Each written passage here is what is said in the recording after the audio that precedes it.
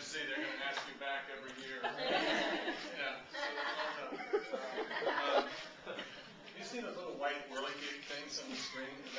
Wouldn't it be cool if they all flew off the screen and surrounded me and you realized I was the chosen one?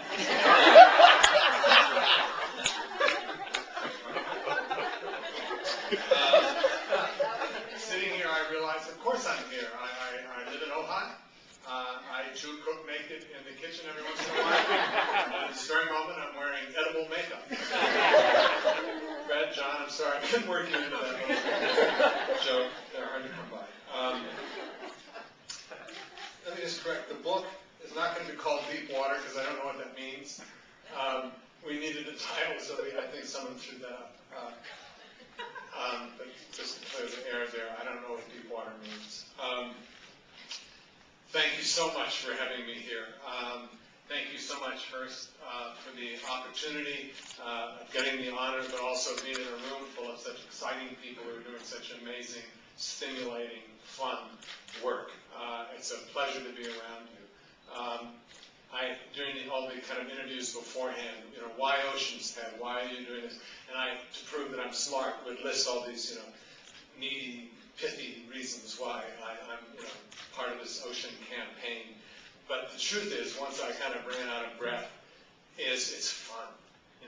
It's fun. It's satisfying.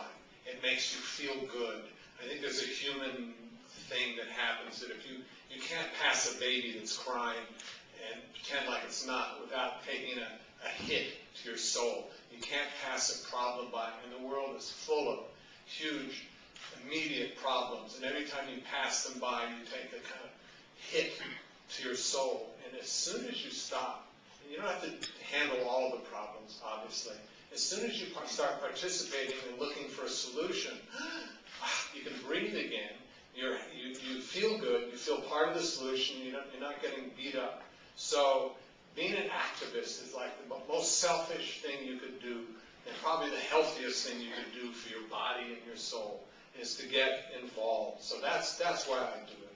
I'm an actor. I'm recognized, so I get the awards that the staff of American Oceans Campaign, the men and the women, the staff of Oceana, which is around the world. There are about 110 of them, in Santiago, Chile, and Madrid, and Brussels, and Geneva, and Juneau. They're all around the world working, studying, spent their life doing this. And I'm lucky to be around these people, and they have been gracious enough to share with me what they know. As much as I can push in my brain, they share with me.